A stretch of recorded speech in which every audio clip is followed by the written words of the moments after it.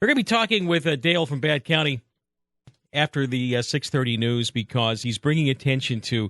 At first, when he and I were talking about the story that they've been working on yesterday, when you first hear, you're thinking that it's boring, but it has to do with government contractors and people who are trying to buy fire service, and then you have people who have competing fire services.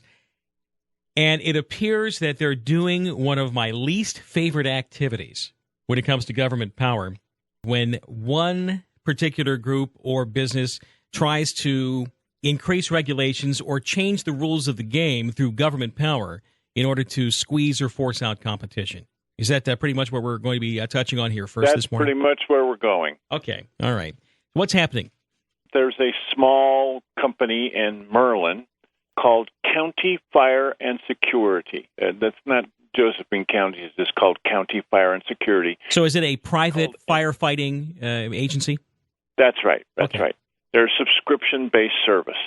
Subscription-based means that, all right, I want this place in Merlin to come fight my fire on my rural land. If I get in trouble and I pay, what, $50 a month, $100 a month? I don't know what the charge is. But I don't know what it is either because I don't have that. But yes, that's what they do. Okay. And if you want to get insurance, which, of course, you have to have for your residence, if you're out in the county, then you must have some kind of subscription-based service. That makes sense. That's kind of the deal. If you want property insurance, the insurance people want to think that if something's going to catch on fire, someone will attempt to put it out. Otherwise, why should we just pay out for what is going to be a guaranteed total loss, right? Some of them insist that you use certain companies, and others don't. I like to drive my car. In order to drive my car, I have to have insurance. And so I have chosen, did that cost-benefit analysis that we've been talking about that we decided on our levy here as well, and I decided to pick the lowest possible price place, okay, Progressive. Yeah, right. You will never see me deal with Progressive for different reasons. But I do understand you. Maybe if it was called conservative. Hey, that might be a great business model out there. Some people want the lowest price for this too, and so they choose the lowest price alternative. The problem is with these guys and having the low prices is that they've really angered the fire service establishment and led the commissioners, especially Cheryl Walker, to revive the old minimum standards argument. Okay, so what minimum standard is the competition squeaking about? Well, this fire group, is a member of the Oregon Chiefs Association. They've been trying to get into the Rogue Valley Fire Chiefs Association. So, as it turns out, on June 17th, they got this letter saying, quote, "There's no issue. I would be surprised if this was not approved. Their membership, the bylaws as written, allow your membership." They want to be part of the Rogue Valley Fire Chiefs Association. Now, this is the private company in Merlin fighting fire, right? That's right. So this is sort of a UL seal of approval, then, of a group. If your firefighting group's involved with the Fire Chief Association, that would technically be good, right? A good thing. And they're also already part of the Oregon Chiefs Association. All right, they already have state. Okay, you're okay. All right. And they pass all the federal regs and they pass all the state regs. But on September 9, just a few days ago, they got a letter saying, actually, now that we think about it, guys, there's, quote, no process for new membership. No process for new membership? Right. How did people become old members of the Rogue Valley Fire Association? There's a real good question. Uh-huh. And now they're rewriting their bylaws because they say, well, there's, although they said before there was no problem, now they're saying there's a problem because they had them fill out a 12-part application, which these fellows said that they did quite well, and they turned it in, and after they turned it in, now they're going to have to rewrite their bylaws because now suddenly there's no process for new membership. All right, so once again, what is the name of the Merlin company? I want to make sure that we keep this straight in our head. Okay. County Fire and Security. I'm sorry about all the names. Yeah, I know. County Fire and Security is not actually a government function, but it is a private firefighting company. Yeah, I'm based having in a little Merlin. trouble with that too. Yes, I know. yes, they're not part of the government. They're Uh-huh. just call them the Merlin Fire guys. Okay. So the Merlin Fire guys, they're the least expensive. We have other firefighting companies also in Josephine County. How many other ones are there? Do we know? Oh, I think that there used to be many more, but now there's one main company and a couple of littler ones, and this is one of the couple of little ones. Okay, so they're competitors to the Merlin Fire guys, and they're all members of the Rogue Valley Fire Chiefs Association?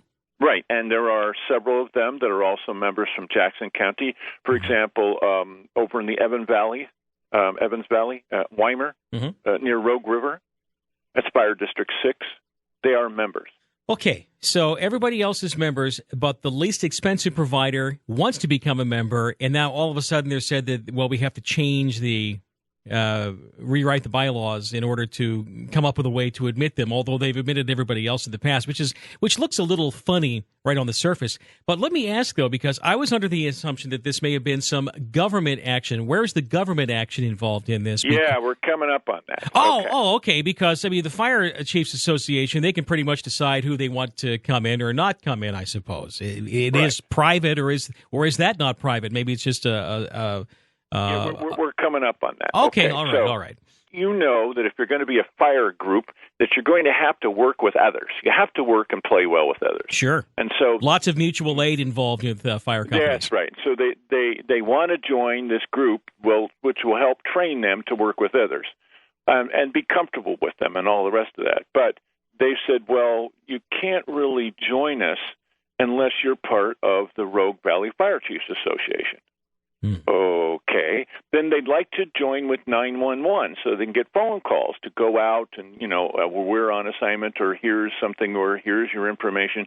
But you can't join that group unless you're a member of the Rogue Valley Fire Chiefs Association. So effectively, the membership in this organization is the ticket to being plugged into the government. That's right. So we have private gatekeepers to government service, as it were.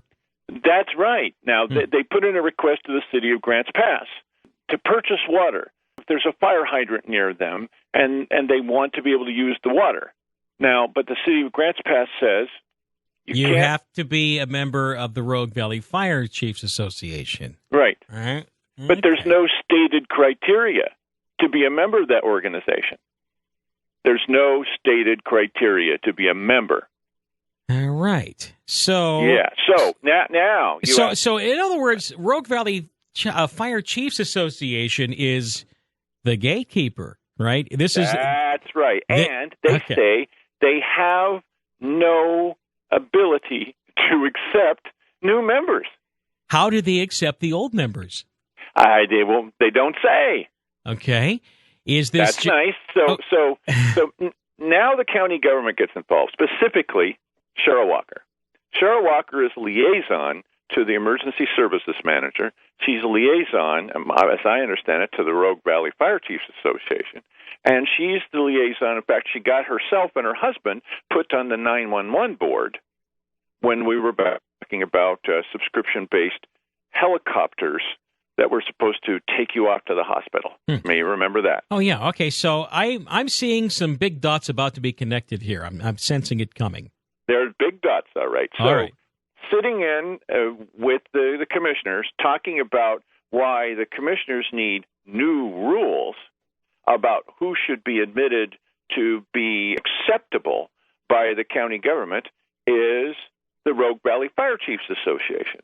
And they're saying, you really need to change your rules. There should be certain minimum standards. And Cheryl Walker says, yes, we need minimum standards.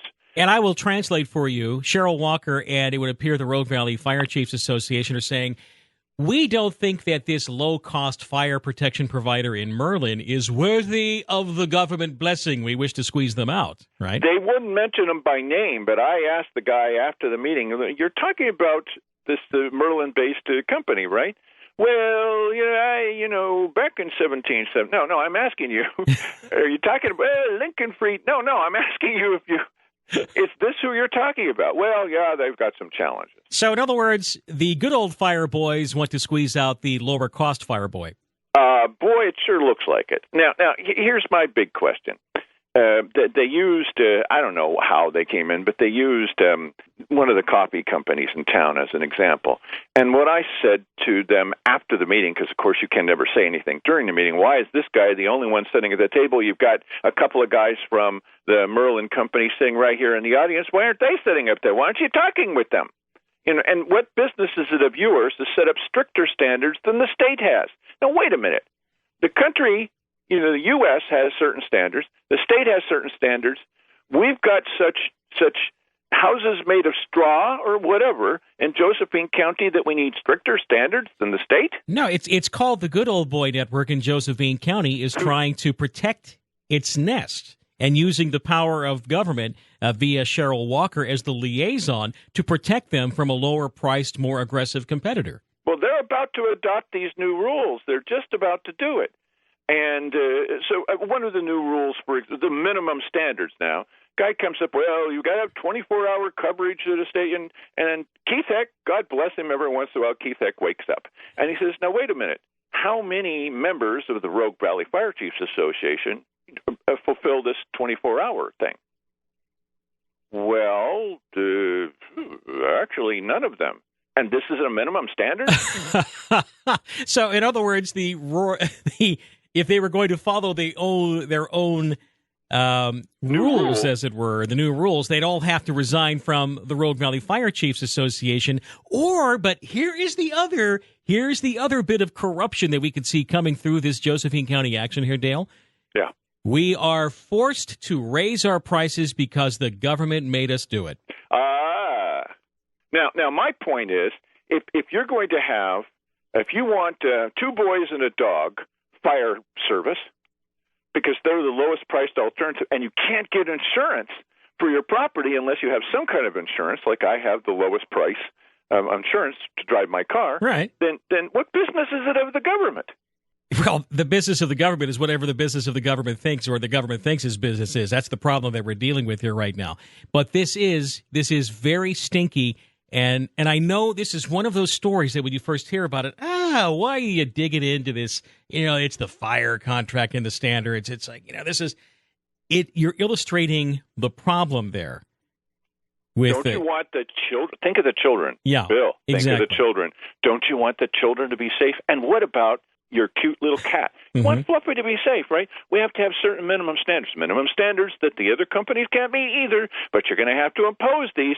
Well, and then the fellow from Rogue Vet said, well, maybe we should change that one. You think? Mm-hmm. Yeah, okay. They're asking for higher standards to squeeze out the Merlin guys, and which is the lowest cost provider. That's my understanding. Okay, yes, the understanding. All right.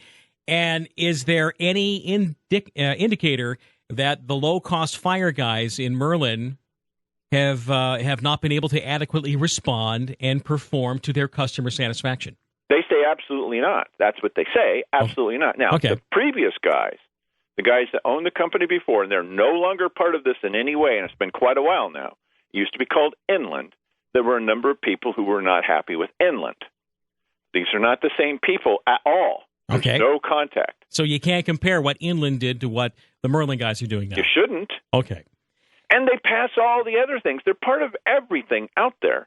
They just want to join in the reindeer games, and because they got a bright red nose on their fire truck, they won't let them join.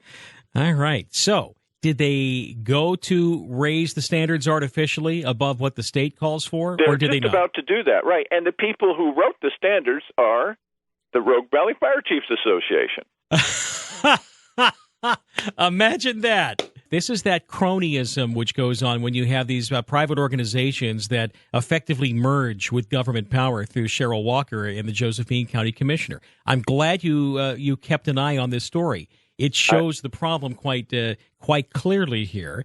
And they would rather than apparently have people go without fire insurance than to have a low-cost fire provider that would qualify or that would meet the requirements of insurance companies. It sounds like they artificially want to increase the cost of fire protection for everyone in rural Josephine County. There's going to be people who say, well, I don't like those guys. Okay, that's fine. You're entitled to your opinion. Now, but should you be forced by our county government to not be able to choose them, even if you do like them. Absolutely not. Absolutely not. That's my opinion right there. That's that collusion between one group of private individuals using government power to force change on a third party. That's bad news, and that's bad news for Josephine County Choice here too. The ability to. Oh, now you're pro-choice. Okay. Yeah, I'm pro-choice for people doing business with whom or who they do not like or like. All right, that's all I'm getting at there. I know that. All right, Dale, do you have this up on Bad County right now? Or we do. You do? Okay. Oh, yeah. All right.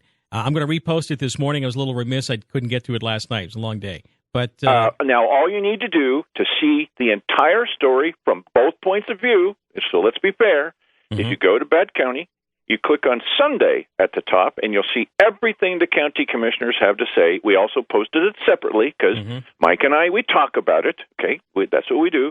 And then if you want to see it from the Merlin Fire Guys' point of view, then we had a joint interview with them, all three of them that wanted to appear, and they're on Monday, Sunday and Monday at the top of badcounty.com. It's non-commercial, and you can just listen to what they have to say. Have them tell you the story. You make up your own mind. I know, but I think we pretty much drilled into the issues at hand here. We did. And the cronyism, it's just a little thing, but it's certainly not about providing adequate, inexpensive fire service. This is about feathering some nests to a higher standard. That's what I figure. It looks like, Bill. Yeah. All right.